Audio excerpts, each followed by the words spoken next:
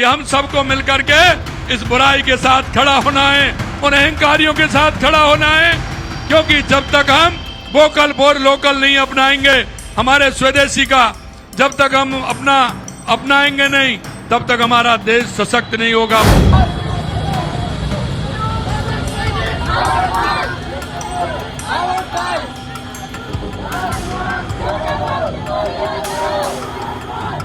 मुझे एक तो दिल्ली में हर जगह फॉलो किया जा रहा है। मैं जहाँ भी जाती हूँ मेरे पीछे एक गाड़ी लगाई हुई है। वो कौन है, किसने लगाई है, ये मुझे नहीं पता। तो आज अचानक उनके ऊपर राष्ट्रद्रोह का मुकदमा लगा करके उनको जेल में डाल देना बहुत ही चिंता का विषय है। इससे जो सच्चे लोग हैं वो लोग घबराए हुए हैं। अभी तक मसला चल रहा था गोदी मीडिया के बड़े एंकर क्या छोटी सोच वाले बड़े चैनल के एंकर चीख चीख कर बता रहे थे कि राहुल गांधी ने ये कर दिया, फिर एक ऐसा बयान दे दिया, अपने देश की बुराई कर दी, ये कर दिया, यानी मातम मनाया जा रहा था तमाम गोदी चैनल्स में। अब इस देश के सीजीआई यानी चीफ जस्टिस ऑफ इंडिया ने विदेशी धरती पर बैठकर हमारे देश के अंदर जो बड़ी आसानी से बुलडोजर वाली कार्रवाई चल रही है अदालत के आदेश के बावजूद भी, उसको लेकर आईना दिखा दिया है। ये योगी आदित्यनाथ, ये हेमंत बिस्व शर्मा और ऐसे ही तमाम बीजेपी शासित राज्यों के मुख्यमंत्रियों की जो मंशा है उनको खोल कर रख दिया। ये विदेशी धरती पर हो सकता है आने वाले वक्त में इसमें भी डिबेट सुनाई दे और अपने ही देश के सीजीआई को नैतिकता सिखाई जाए। बड़ी बात नहीं है। यही नहीं, आज आपको यह भी दिखाऊंगा कि इसके साथ साथ भारतीय जनता पार्टी शासित राज्य के एक मुखिया ने बीजेपी का चाल चरित्र और चेहरा सबके सामने खोल कर रख दिया। क्या बोला है वो जरूर सुनिएगा, देखिएगा और समझिएगा कि आखिरकार एक व्यक्ति जिसने सिर्फ और सिर्फ देश के बारे में सोचा, जब उसने आवाज उठाई इस देश की सरकार के खिलाफ कि देखिए गलत हो रहा है और आप इस पर ध्यान नहीं दे रहे, तो तमाम तरह के आरोप लगा लगाकर जेल की सलाखों के पीछे ठूंस दिया। लेकिन अब अलग अलग जगह आवाज उठने लगी। जी हां, मैं सोनम वांगचुक की बात कर रहा हूं। सोनम वांगचुक क्रांति का एक नया प्रतीक बन चुके हैं और इसने बेचैन कर दिया है सरकार को। नमस्कार, मैं हूं प्रज्वल गौतम और आप देख रहे हैं the live TV. The live TV, सच सबसे आगे। सबसे पहले शुरुआत करूंगा एक वीडियो के साथ, एक खबर के साथ। पहले वीडियो नहीं, खबर के साथ पहले देखिए। चीफ जस्टिस बीआर गवई ने कहा, क्या कहा? बुलडोजर एक्शन का मतलब कानून तोड़ना। सरकार एक साथ जज, जूरी और जल्लाद नहीं बन सकती। ये मैं नहीं कह रहा हूं, मेरा चैनल नहीं कह रहा, ये राहुल गांधी नहीं कह रहे, ये इस देश के चीफ जस्टिस ऑफ इंडिया कह रहे हैं। और ये क्यों कहना पड़ा? क्योंकि जब ये चीफ जस्टिस ऑफ इंडिया नहीं थे, उससे पहले भी ऐसे ही सुप्रीम कोर्ट के दरवाजे से आदेश आते रहे। आदेश नंबर 1 कि आप चाहे कोई आरोपी हो या दोषी, आरोपी तो आरोपी, दोषी के घर को, मकान को, दुकान को नहीं तोड़ सकते। लेकिन क्या बीजेपी शासित राज्यों के मुख्यमंत्रियों ने यह बात मानी? क्या इसके बाद यह कार्रवाई रुक गई? बैनर पोस्टर नहीं लगाएंगे, क्या यह बात रुक गई? क्या संवैधानिक पद पर बैठे हुए लोग एक तरफा बात करने से चूकते नजर आए? क्या धमकियां देने से बाज आते नजर आए? नहीं, यह सारा का सारा खेल इस देश के अंदर अब भी लगातार चल रहा है। अब चीफ जस्टिस ऑफ इंडिया अगर यह बात कह देंगे तो इस पर डिबेट शुरू कर दीजिए। बताइए, विदेशी धरती पर बैठकर ये किया वो किया, इस पर बात क्यों यह नहीं कहा जाता कि चीफ जस्टिस ऑफ इंडिया या फिर सुप्रीम कोर्ट के एक आदेश का धज्जियां खुद बीजेपी शासित राज्यों के मुख्यमंत्री उड़ाते हैं? क्या इस पर डिबेट नहीं होनी चाहिए? खैर, आईना दिखाना जरूरी था और देखेंगे अभी आएगा। मॉरिशस में मोदी और योगी सरकार को आईना दिखाया भारत के यशस्वी मुख्य न्यायाधीश ने। भारत जैसे लोकतांत्रिक देश में बुलडोजर का कोई स्थान नहीं, ये एक तालिबानी सोच है। महामहिम राष्ट्रपति जी को संविधान बचाने के लिए हस्तक्षेप करना चाहिए, ये उन्होंने ही बोला है। क्या बोला?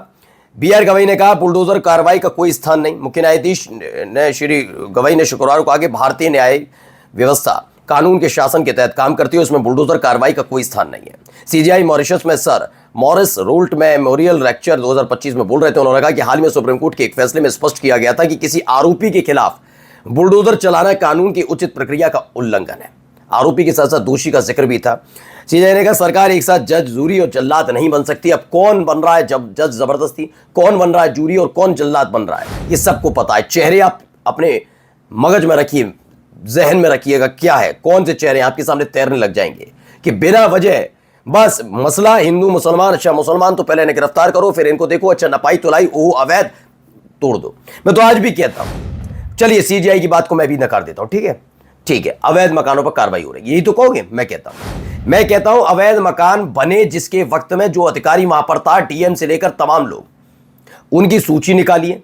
अब तक उन्होंने कितनी सैलरी उठाई, वो उन पर जुर्माना लगाइए, उन्हें जेल में ठूसिए, और तो और पेंशन बंद कीजिए और उनसे रिकवरी करिए सारे पेंशन से लेकर वो रिटायर हो गए तो पेंशन, सैलरी अब तक कितनी ली उन्होंने। अगर 10 साल पुराना अवैध मकान है तो 10 साल पहले कौन डीएम था, कौन एसडीएम था, कौन अधिकारी कौन कौन था, सबको चिन्हित कीजिए, सबको बर्खास्त कीजिए। आइए इस पे तो देखिए अधिकारियों के अंदर एक खौफ रहेगा कि अवैध निर्माण होने ही नहीं देंगे, या फिर सरकार के आदेश के बावजूद भी वो नहीं चाहेंगे कि किसी का मकान दुकान ऐसे तोड़ दिया जाए अवैध बताकर। ये लिख लीजिए, मैं गारंटी के साथ कह रहा हूं, ये कार्रवाई करके देखिए, क्योंकि यहां मनबड़ हो जाते हैं। यहां तो सर अधिकारियों की मैं आज भी कहता हूं गलतियां नहीं है, जो लोग कहते हैं ना अधिकारियों को, नहीं, चूंकि उन्हें मालूम है इधर कुर्सी ना चली जाए, ट्रांसफर ना हो जाए, तो उन्हें कार्रवाई करनी पड़ती है, और कभी कभी आका को खुश करने के लिए भी करना पड़ता है। जब ये हट जाएगा कि हमारी कुर्सी तो ऐसे जाएगी, इनकी वजह से जाए ना जाए, इनकी वजह से चली जाएगी, ये छीन नहीं पाएंगे, ट्रांसफर ही कर पाएंगे, लेकिन ये किया तो नौकरी जाएगी, रिकवरी होगी, तमाम चीजें, तो कोई कार्रवाई नहीं, कोई नहीं करेगा, बचेंगे इससे,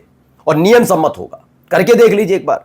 आगे देखिए, बुलडोजर कार्रवाई के खिलाफ आदेश से संतुष्टि। इससे पहले 24 सितंबर को सीजीआई कभी नहीं कहता बुलडोजर कार्रवाई के खिलाफ आदेश से बहुत संतुष्ट है, लेकिन क्या उस पर कार्रवाई हो रही है? आगे देखिए, जरा सुन लीजिए साहब के बोल बच्चन, ये भी बहुत यशस्वी मुख्यमंत्री हैं। कि हम सबको मिलकर के इस बुराई के साथ खड़ा होना है, उन अहंकारियों के साथ खड़ा होना है। पंडित दीनदयाल उपाध्याय गरीब मुक्त योजना का काम किया है। मैं आपसे यही कहना चाहता हूं, सेवा पखवाड़े के तहत जो काम हो रहे हैं उन कामों को भी मैं कहना चाहता हूं। अंत में मैं आपसे इतना कहना चाहता हूं मेरे भाई और बहनों, कि हम सबको मिलकर के इस साथ खड़ा होना है, क्योंकि जब तक हम वोकल फॉर लोकल नहीं अपनाएंगे, हमारे स्वदेशी का जब तक हम अपनाएंगे नहीं, तब तक हमारा देश सशक्त नहीं होगा, मजबूत अपनाएंगे नहीं। मैं बता रहा हूं ना, इस आदमी पर बोला नहीं जाता है, ये पर्ची वाले मुख्यमंत्री, इन पर कुछ बोलना नहीं आता है, ये लिख कर ले लीजिए। आप सोचिए, अब आप कहेंगे गलती भी तो हो सकती है, गलती क्या है इनके? एक नहीं, आप इनके दर्जनों, आप गूगल पर जाइए, यूट्यूब पर जाइए, आप इनके करके देख लीजिए, इनके इतने ज्यादा गूगल पर मिल जाएंगे आपको बयान, एक से बढ़कर एक, कुछ भी बोलना है, कैसे भी बोलना है। खैर मैं तो ये कहता हूं ये पार्टी का चाल चरित्र चेहरा है, जिसे भजनलाल शर्मा राजस्थान के मुख्यमंत्री ने सबके सामने रखा है कि हाँ यही करना है, ये बीजेपी का असली एजेंडा है। आइए, लद्दाख, भारतीय जनता युवा मोर्चा के पूर्व वर्कर ने खुदकुशी की, वांगचुक की गिरफ्तारी से सदमे में था। भारतीय जनता युवा मोर्चा का सोनम वांगचुक की गिरफ्तारी के बाद अब लगातार आवाजें उठ रही हैं, और एक एक करके ये देखिए, यहां पर भी देखिए एक वीडियो।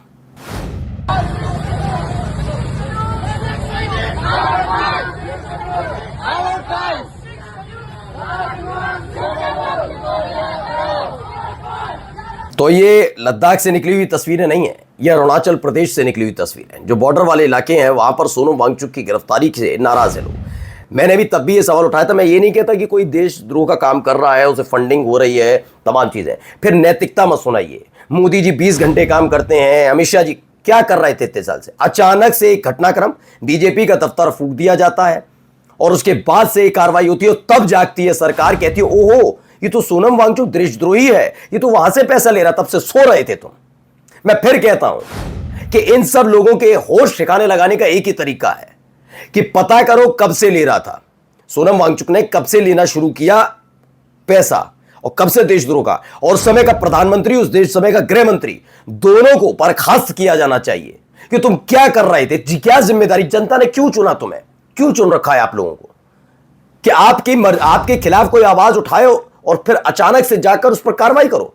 ये इतने साल से राष्ट्रद्रोह का काम कर रहे थे सोनम वांगचुक, और आपको पता ही नहीं था। सोने के लिए दिया है या रोड शो निकालने के लिए दिया है, सरकारें बनाने और गिराने के लिए दिया है आपको बहुमत, सरकार में इसलिए बिठाया है, या फिर वाकई ये मसला झूठा है जो सोनम वांगचुक के खिलाफ है? दो में से एक बात है। आइए बताइए किस पर तैयार रहेंगे? या तो आप एक नंबर के झुट्टे हैं, आलोचना नहीं सुन पाते, या फिर दूसरी बात यह है कि आप सो रहे थे इतने सालों से। इसीलिए लिहाज से पहले तो इनसे रिकवरी हो पैसों की, जो शान शौकत से जिस बंगले में रहे उसका किराया, गाड़ियों का किराया, घूमने फिरने का किराया, विदेश में घूमने का उसका सारा पैसा निकालिए इनसे, इनकी सैलरी का निकालिए, सब निकालिए और इन्हें बर्खास्त करिए। काम जो काम दिया वो नहीं कर पाए, आप नाकाम साबित हुए। हो पाएगा ये होगा तब समझ में आए। जानते यही एक तरीका है। यहां पर क्या है ना, आदमी बहुत जल्दी ये गलत है अब याद आया है, 10 साल से कर रहा हूं तो गलत नहीं, अभी एकदम याद आया, ओहो ये तो गलत कर दिया इसने।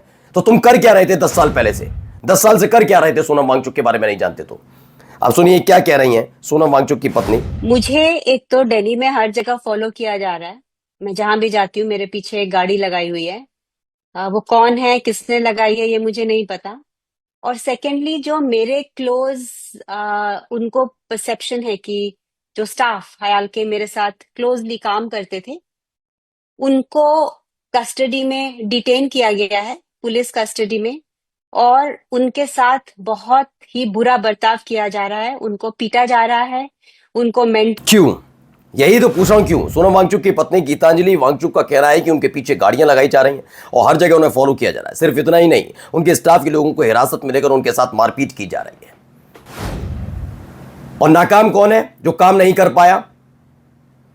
देश की जनता का वोट लेकर काम ना करने वाला वो आदमी आराम से आज अपनी साख, मैं तो फिर कहता हूं भाई सोनम वांगचुक को कह दीजिए देशद्रोही। मैं मान लेता हूं इस देश की सरकार झूठ थोड़ी ना बोलती है, इस देश की सरकार झूठ नहीं बोलती, मोदी और शाह झूठ नहीं बोलते, सच बोल रहे होंगे। लेकिन यह बात भी सच हो गई ना, ये मोदी और शाह देश नहीं चला रहे थे, इनके हाथ में देश सुरक्षित नहीं है। सोनम वांगचुक जैसा एक व्यक्ति देशद्रोह कर रहा था, राष्ट्रद्रोह कर रहा था, फंडिंग ले रहा था, आदमी आराम से प्लानिंग सेट कर रहा था, और ये दोनों सो रहे थे। इन्हें दूसरों की सरकारें गिराना आता है, उन्हें घूमना आता है अमेरिका में, और क्या आता है। एक बार कार्रवाई, यकीन मानकर चलिए, कार्रवाई करवा कर देख लीजिए, सरकारें भी संट हो जाएंगी कि आवाज उठने पर कितनी कार्रवाई करनी है, कैसे कार्रवाई करनी है।